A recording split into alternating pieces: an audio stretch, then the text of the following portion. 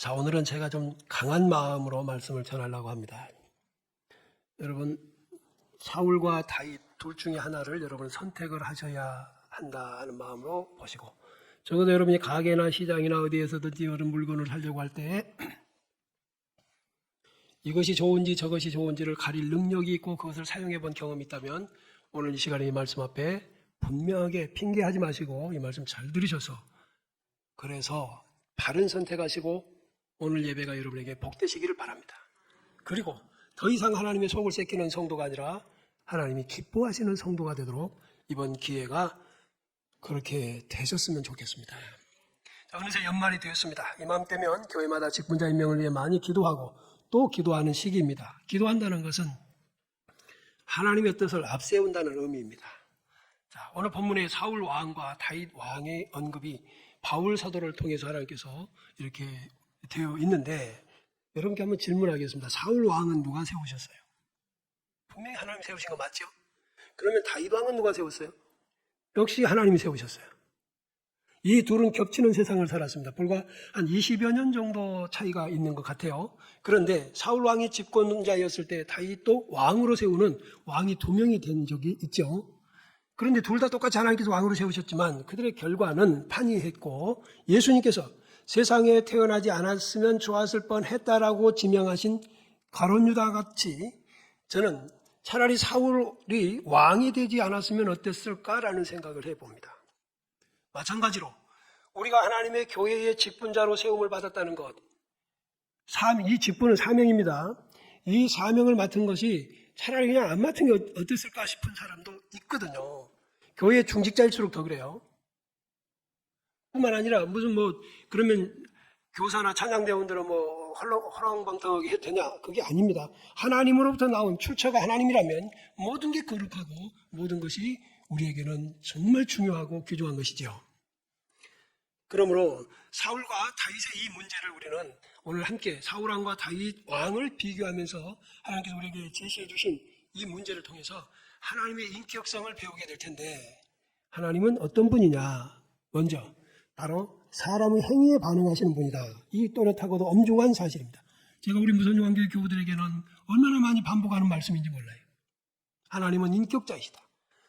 세상에서 말하는 인격의 3요소는 지정이라지만 우리 하나님을 인격이라고 할 때 그분은 말씀하시고 보시고 들으시는 분이시다는 거예요. 나무는 톱질을 하거나 못을 박아도 아무런 반응도 못한 채 잘리고 못이 박힌 채 그냥 그대로 있습니다. 돌은 정으로 찢거나 해머로 내리쳐도 역시 반항도 못하고 깨지고 맙니다. 나무를 깎아서 신을 만들고 돌을 세워서 신이라고 섬기는 사람들이 있지만 그것들을 톱으로 켜고 망치로 내리쳐도 그것들은 꼼짝 못하는 신이라는 말이에요. 신이 아니라는 뜻이죠. 하지만 우리 하나님은 하나님 보시는 앞에서 어떤 태도를 보이느냐에 따라 진노하기도 하시고 복을 내리기도 하시는 인격적인 존재이십니다. 가치 판단을 하시고 분명히 의지와 뜻이 있으시는 분이라 하는 말이에요. 그 다음에 위로 하늘 아래로 땅에 홀로 참신 한 분이십니다. 믿으시기 바랍니다. 하나님 외에는 없습니다, 여러분. 인간이 죽음이 두렵고 영혼을 사모하는 마음이 있어서 그들의 한계된 제한된 지식으로 만들어낸 신이 있을 뿐이지 그건 참신이 아닌 것이죠. 그것들은 물질입니다. 우리 하나님은 영이시고요. 아멘. 영은 물질이 아니에요. 영이신 하나님이 만드신 게 물질이에요. 사람도 역시 물질입니다. 사람이 아무리 귀중하고 훌륭하다고 해도 그건 물질이지 창조주의 감히 견줄 입장이 아닙니다. 우리는 그분이 만드신 피조물입니다. 또한 우리를 만드신 그분을 우리는 섬기는 주인, 종, 그분은 우리의 주인이고 우리는 그분의 종이다.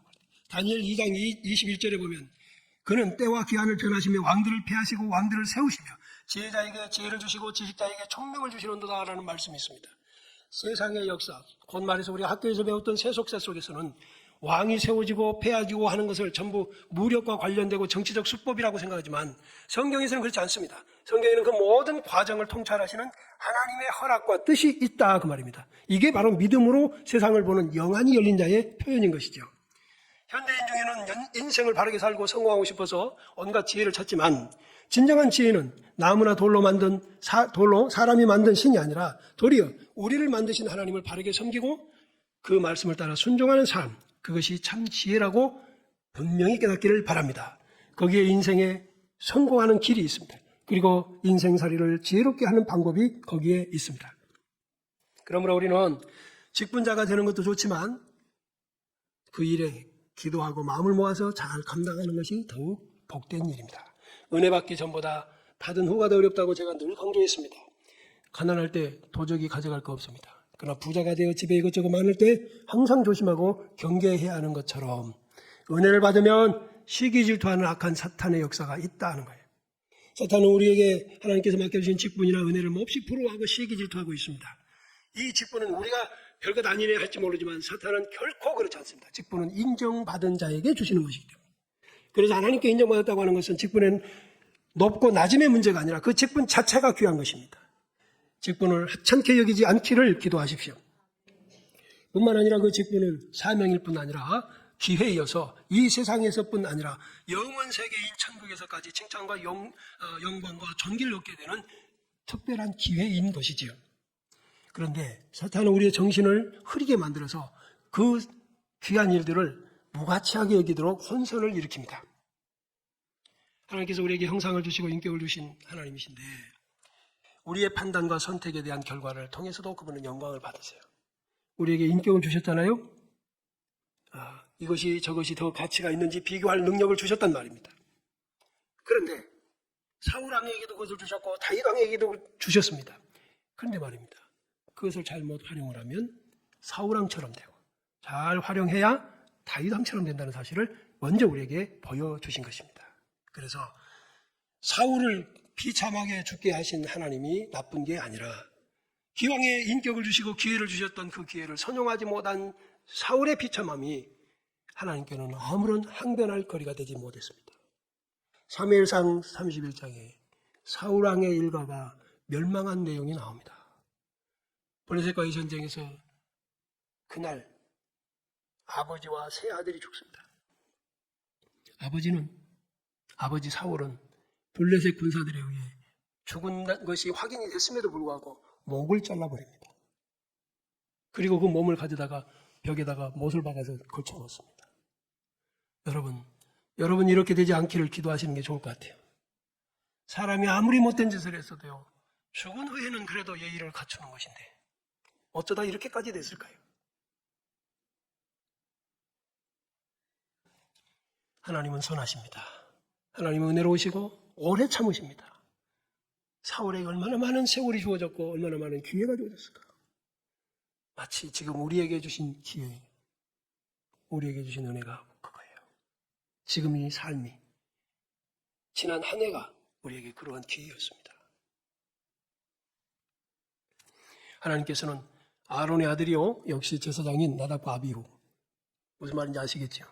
그리고 레이지파인 고라의 무리, 사사로 세워주신 삼손, 엘리 제사장, 사울 왕 등이 주신 직분 잘 감당하지 못해서 멸망한 대표적 사례로 성경에 기록해 주시고, 우리가 봐라, 이런 왕도 제사장도 이런 사람도 다양한 방면에서 우리가 조심하여 살기를 바라시는 마음을 성경을 통해 나타내 보여주셨습니다. 물론 하나님의 은혜를 입은 사람들 중에는 이렇게 불행하고 처참한 종말을 맞이한 사람들만 있었던 것은 아닙니다.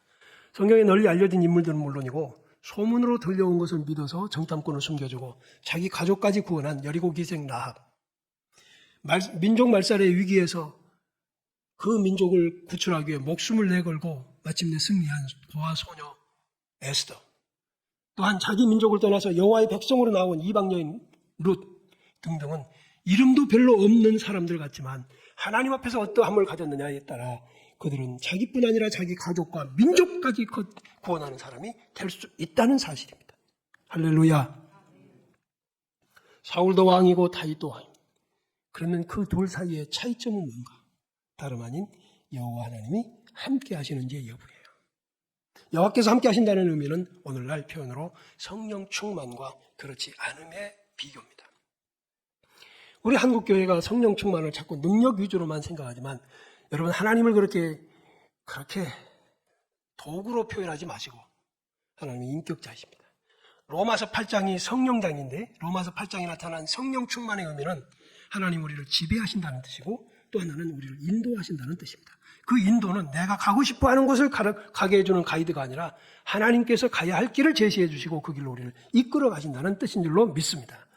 저와 여러분들의 만남도 하나님께서 인도하셔서 이 시간에 여기 만난 줄로 믿읍시다. 그래야만 이 시간이 참되고 그래야만 이 시간이 진실되고 이 시간이 성실한 시간이 되는 것입니다.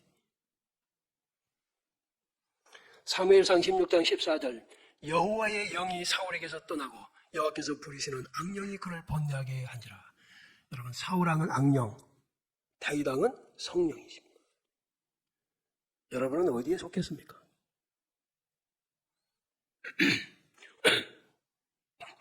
하나님은 우리처럼 한계가 있는 인생이 아니시니까 후회가 없으십니다. 그런데 유독 성경에서 하나님께서 후회하신다는 단어를 쓰신 게 두 번이죠.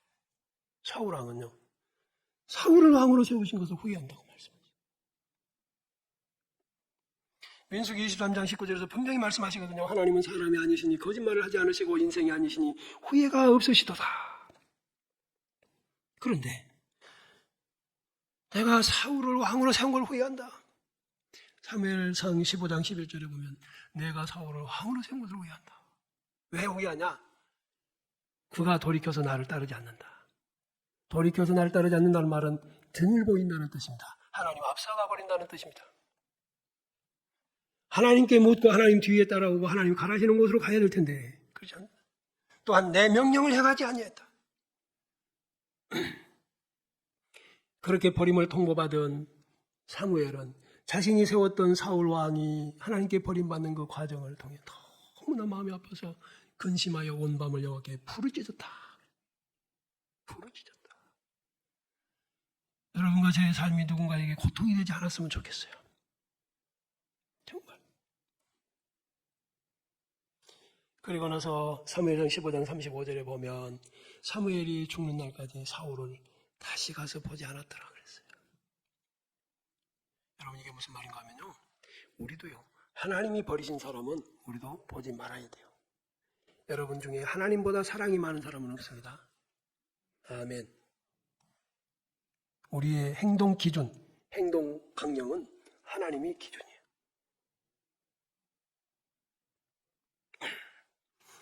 중세시대 때 이단을 주장하던 한 사람이 목욕탕에 들어오자 이미 들어와 있었던 한 신학자가 깜짝 놀라서 벌거벗은 몸으로 목욕탕을 뛰쳐나갔다는 기독교 사례가 있습니다. 왜 그렇게 수치를 무릅쓰고 벌거벗은 몸으로 가냐? 저가 하나님을 부인하는데 내가 함께 있어 건물이 무너지고 멸망당할까 봐 도망한다. 유다서에서도 그리스도를 부인하는 자는 집안에 들이지도 말고 인사도 말라고 하세요. 이게 우리 크리스천이어야 돼. 신천지를 접근하는 이들 여러분 절대로 인사도 말고 사람 취급도 하지 말아야 돼. 그러나 그 영혼을 위해서는 여러분 기도하십시오. 그리고 하나님의 긍휼을 입도록 기도하셔야 됩니다. 반면에 다윗은 사울에게 비교되는 다윗의 특징이 있어요. 하나님 함께 하심이라고 아까 말씀드렸는데 오늘 본문에 사울 왕은 패하시고 다윗을 왕으로 세우시고 증언하여 이르시되 내가 이새의 아들 다윗을 만났다고. 그랬더니 내 마음에 맞는 사람, 합한 사람, 그래서 내 뜻을 다 이루리라 그래. 여러분 여기서 또 하나 배웁시다. 사람을 통해 하나님은 자신의 뜻을 펼쳐가세요. 이게 사명이고 이게 직분이에요. 그러니까 우리가 이 세상에 와서 멀쩡하게 한 세상 살다가 그냥 잘 먹고 잘 살다가 가는 게 아니라 하나님의 뜻을 이루시는 도구로 내가 헌신하고 사는 거, 이것이 진정한 인생의 가치예요. 아멘. 이렇게 헌신하고 자기의 사명을 깨닫는 자, 그것을 위해서 희생할 자는 희생하고 조롱당할 것을 감수하고 심지어는 목숨까지 내놓을 수 있는 자, 그를 하나님은 쓰시고 그에게 하나님 나라에서 칭찬하시고 영광을 주시고 존귀하게 하신 줄로 믿습니다. 이것이 성경의 약속이잖아요. 약속이에요. 사무엘하 3장부터 시작하면 사울과 다윗의 그 비교가 좀 있는데요. 5장까지 보니까 사울의 집은 점점 약해가고 다윗의 집은 점점 강해가더라. 그런데 그 이유가 뭐냐? 만군의 하나님 여호와께서 함께 하시니라는 단어입니다. 그래서 다윗이 점점 강성해 가더라. 다윗이 하나님과 함께 있고 하나님이 다윗과 함께 계시니까 다윗이 어디로 가든지 이기게 하셨다. 이것은 역대상 18장에 또 두드러지게 나타나는 표현입니다. 제가 청년 때 이 말씀 읽으면서 얼마나 부러웠는지. 다윗이 어디로 가든지입니다. 여러분, 어디로 갈까요? 두려워하지 마세요. 하나님이 함께 하시면 어디로 가도 승리자가 되게 하실 것을 믿으시기 바랍니다. 그러므로 우리는 어디로 갈까가 문제가 아니라 어디로 가도 괜찮은 하나님과의 삶을 살아야 되는 거예요. 더구나 다윗은 하나님 앞에 아주 하나님 보실 때에 아주 선한 일을 하셨는데 그 중에 하나가 뭐냐? 사람을 대할 때도 역시 하나님의 뜻을 따라서 대했어요. 신앙생활을 펼치는 대상은 하나님과 사람입니다. 두 가지예요. 두 가지. 제가 과거에 신앙을 배우고 하던 시절에 참 아팠던 것은 교인들 중에 교회에서는 잘하는데 동네 가서 욕먹고 교회에서는 철학기도 하는데 집에 가서는 불신 가족들이 많고 일가 친척들도 외면해버리는 그런 존재가 교회에서 큰 소리 탕탕 치고 있더라 그 말이에요. 이건 여러분 한국 교회가 오늘날 이렇게 비틀리고 메말라지는 원인이 되었습니다.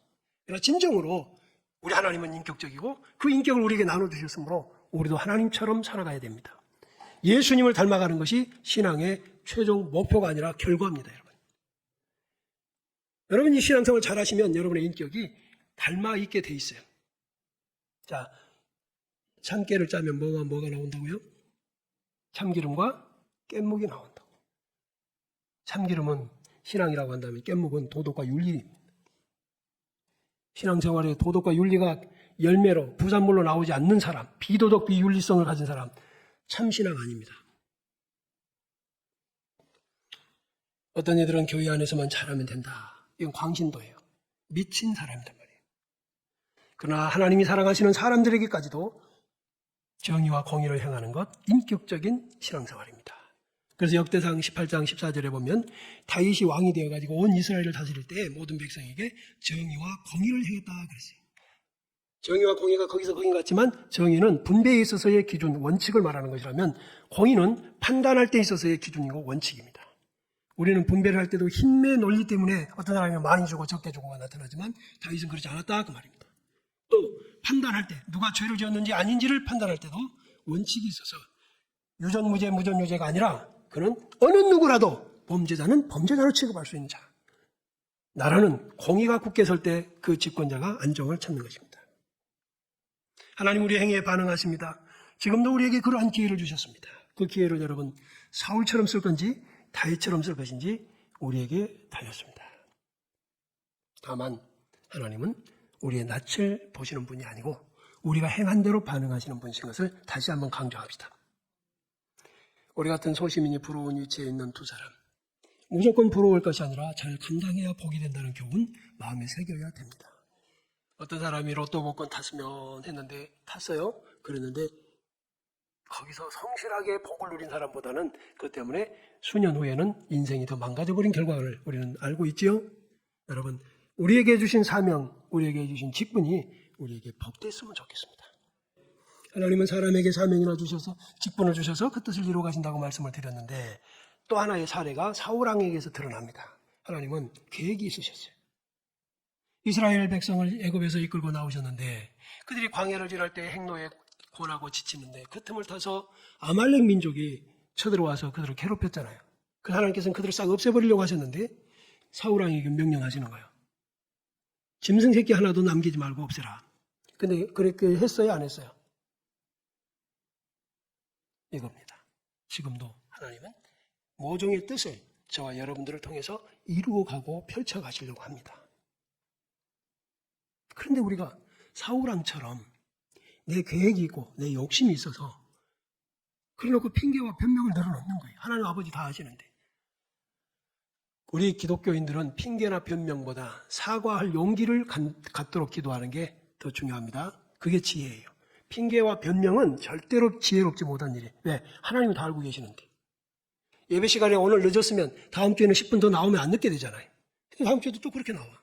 그러고 뭘 핑계는 그리 많아.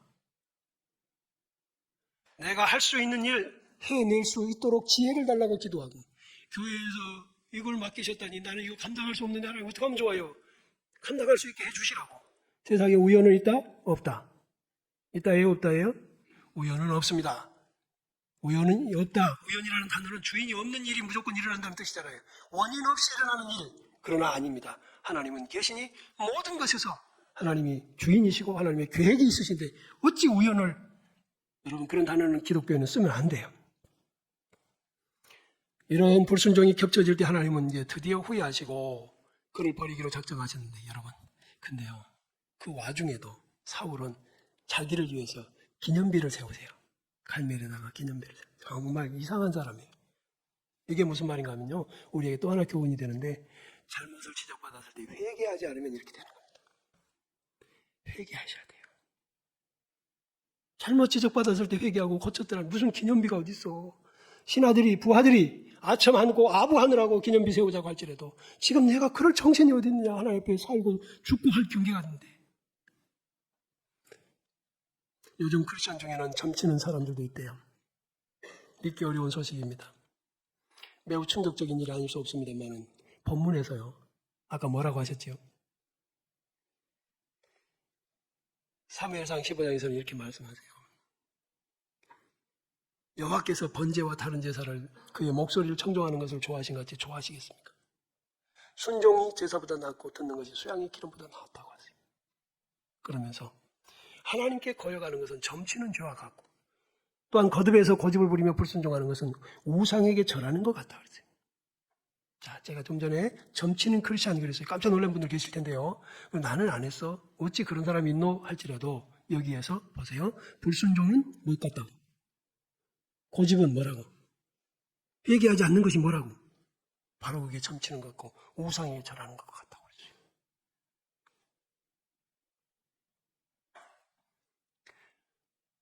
하나님께서 사울을 통해서 이루고자 하시는 일들을 그는 안 하더니 자기만 드러낸 것처럼 혹시 나는 교회에서 직분을 맡아서 하나님 앞에 충성하고 어떻게 하면 더 잘 감당할까 기도하는 것보다 자기를 드러내는 사울의 모습은 없는가? 있다면 오늘 이 시간에 이 말씀이 여러분을 즉시 바꾸셔야 돼요. 그러지 않으면 여러분도 자기 기념비 세우다가 망할 겁니다. 우리가 인격적으로 신앙생활 하면요, 난리 구슬 안 해도 하나님이 아버지가 되십니다. 여러분 자녀들이 아침마다 용돈 타기 위해서 집안을 뒤집어 놓지 않아도 용돈을 주고받는 그런 가정이 점잖은 집안이죠. 그런데 이웃집, 옆집에 들으면 민망할 뒤집어지는 소리들이 아침마다 나는 집안. 왜 우리 한국교회는 그 난리를 지겨야만 속이 시원하고 난리를 지겨야만 하나님이 응답할 거라고 생각할까? 그래놓고 나가서는 지 멋대로 사는 사울왕처럼 사는. 하나님 우리가 생각하는 것도 아시는 분이세요. 멀리서도 내가 일어설지 앉으실지를 아시는 분이라고 하셨어요. 물론 그렇다고 해서 기도를 조용히 묵상만 하라는 얘기는 아닙니다. 하지만 여러분, 기도가 왜 필요한지, 기도를 해서 어떻게 우리는 달라져야 되는지를 먼저 알았으면 좋겠어요. 사울처럼 이렇게 강팍한 마음으로 불순종을 일삼으며 핑계와 변명을 늘어놓는 것, 우상에게 절하는 죄와 같습니다. 충격입니다. 점치는 것, 우상에게 절하는 것 같은 죄를 지은 사울, 하나님은 더 이상 함께하지 않으시고 떠나십니다. 그 양령에 시달린다. 예수 믿는 사람의 특징은, 여러분, 예수 믿는 사람의 특징은 성령 충만입니다. 다시 말하면 성령이 인도하시고 성령이 함께 하시는 거예요. 그런데 점집에 가서 점괘가 나온다면 그 사람은 예수 믿는 사람 아닙니다. 하나님 택한 백성 아니에요. 그럴 리가 없죠. 예수 이름 앞에서 어떻게 귀신이 역사를 한단 말이에요. 도망가게 돼 있습니다. 할렐루야. 어떤 분들이 지금 아멘이 잘 안 나오는 분인 것 같은데. 교회 여러분, 정말이에요. 정말이에요.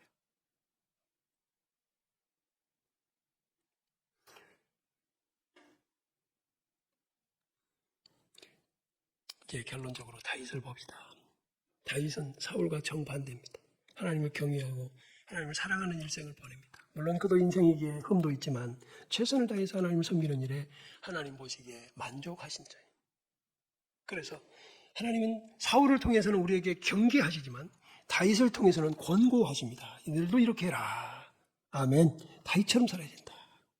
다윗처럼. 대표적으로 다윗이 어떤 사람인가를 시편을 통해서 많이 드러납니다. 거기에 보면 시편 18절에 나의 힘이신 여호와여 내가 주를 사랑하나이다. 이 말 한마디로 다윗이 어떤 사람인가를 드러내요. 그러면서 2절에 여호와는 나의 반석이요 나의 요새요 나의 건지시는 이시요 나의 하나님이시요 내가 그 안에 피할 나의 바위시요 나의 방패시요 나의 구원의 뿌리시요 나의 산성이시로다. 이게 다윗과 하나님과의 관계예요. 여러분 적어놓으세요. 시편 18편. 그래서 다윗의 고백이 나도 되기를 그렇게 나는 살고 있나 살펴야 돼. 그 다음에 시편 23편. 뭐 말할 필요가 뭐 있습니까? 그렇죠? 여호와는 나의 목자시니. 그 다음에 시편 131편.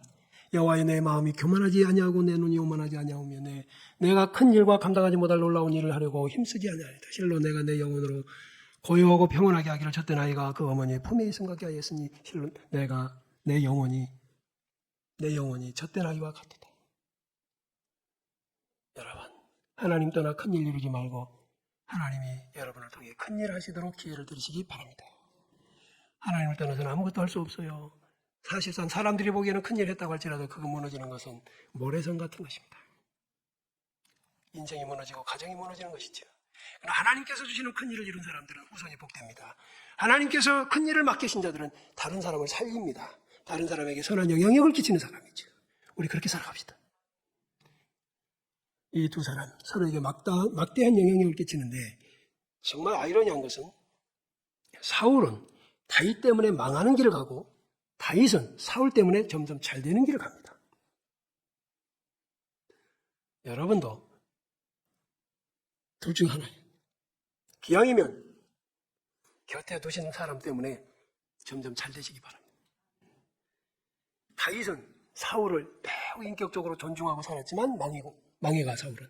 그런데 사울은 다윗을 기회만 있으면 잡아 죽이려고 하는데도 불구하고 다윗은 더 잘 돼. 어떻게 그렇게 됩니까? 거기에 차이는 사울은 자기 감정대로 하지만 다윗은 하나님의 말씀대로 합니다. 신앙생활 감정대로 하지 말고 하나님의 말씀대로 하십시오. 이 모든 과정을 지켜보시던 하나님이 그들의 행위를 따라 징벌하실 자 징벌하시고 상 주실 자에게 상을 주시잖아요. 그리고 그것을 성경에 세세히 기록하셔서 오늘 우리들에게 복된 길을 찾으려면 이렇게 살아라 라고 안내해 주시는 것입니다. 사울왕의 불순종, 불신앙적 행위는 우리에게 없는가 두려운 마음으로 정말 살핍시다. 그리고 오늘 이 시간에 이 말씀 여러분을 찔린 바가 있다면 즉시 회개하셔서 감정이 아니라 말씀대로 사시고 사명을 귀히 여기시고 직분대로 감당하셔서 하나님이 다윗을 목동에서 집권자가 되게 하시고 다윗 왕국을 세워주신 같이 그렇게 큰일 하시는 종들이 되시기를 축복해 드립니다. 일어나서